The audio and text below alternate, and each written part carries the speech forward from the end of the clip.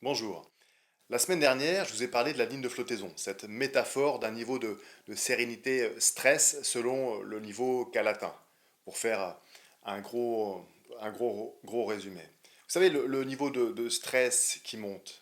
Je vous disais que je voulais vous emmener en incursion, comme comme une excursion, mais à l'intérieur. Alors allons-y.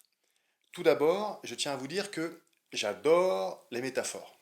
Oui, je sais, on adore que son Dieu, mais faute de mieux, donc métaphore donc, qui permettent de clarifier les choses, qui permettent de mettre une image à la place de 8 paragraphes par exemple, qui permettent de jouer avec un concept sans forcément passer par une équation mathématique, surtout si on ne sait pas factoriser un polynôme comme Bibi.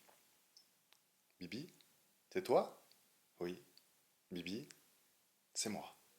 Si nous voulons baisser notre ligne de flottaison, parce que vous vous rappelez, je suis débordé, je suis submergé, je suis sous l'eau, j'en ai par-dessus la tête, tout ça.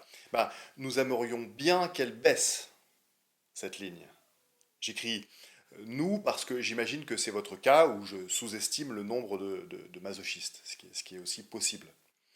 Et pour la faire baisser, cette ligne métaphorique, j'aimerais utiliser une autre image. Des portes d'entrée. Ça aurait pu être les quatre parties d'un bateau, encore plus raccord avec les lignes de flottaison, certes, mais qui visualise de suite quatre parties d'un bateau? Et puis les histoires de proue, de poupe, de bâbord, de tribord, à part des fans du capitaine Haddock, ça parle à qui? Ça aurait aussi pu être les quatre pièces d'une maison, oui, mais justifier la comparaison d'une cuisine, d'un salon, d'une salle de bain et d'une chambre pour créer des images cohérentes, je sais pas vous, mais à part des fans de Valérie Damido, ça parle à qui? J'aurais pu aussi vous parler des quatre parties d'un jardin. Oh! Il va finir par se calmer, Nicolas le jardinier? Ok, c'est bon, j'arrête. Je vais utiliser l'image de quatre portes d'entrée qui mènent au même endroit pour baisser sa ligne de flottaison. La première porte d'entrée, c'est l'environnement. Je ne parle pas forcément d'être en forêt plutôt qu'être en ville, même si ça aide, sauf si on est entouré de chasseurs et qu'on sort d'une after de soirée déguisée à la campagne dont le thème est cuire-moustache. Là, il va falloir courir vite. Je parle de notre environnement global et notamment numérique. Si nous considérons sérieusement qu'une montée de ligne de flottaison est favorisée par les notifications, les infos en boucle, la publicité, l'hyperconnexion, le FOMO, Fear of Missing Out, la peur de rater quelque chose dans la langue de Justin Bieber, alors se créer un environnement favorable peut constituer une des quatre entrées. La deuxième porte, c'est être dans le présent.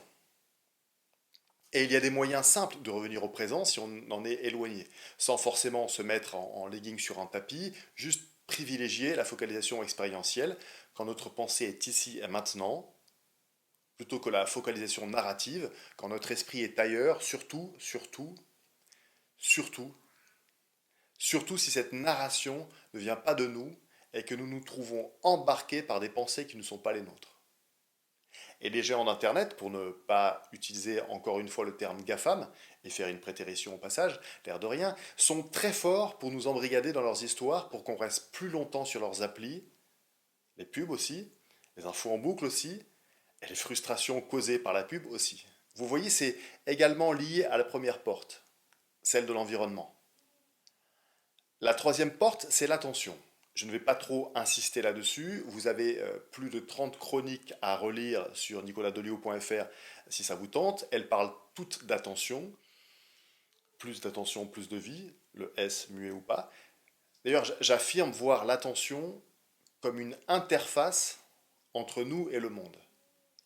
Pas que nous soyons séparés du monde, mais nous interagissons avec lui, notamment grâce à nos sens. Et ce sont les sens que nous allons utiliser et mettre à profit dans les prochaines semaines pour emprunter cette troisième porte. La quatrième porte d'entrée, pour baisser sa ligne de flottaison, c'est ralentir.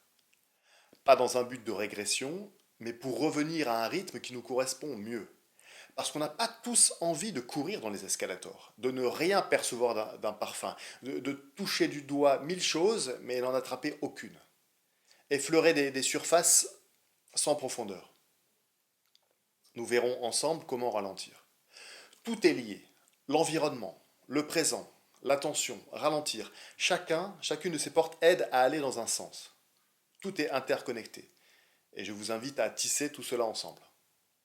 Encore une image. Merci de m'avoir écouté.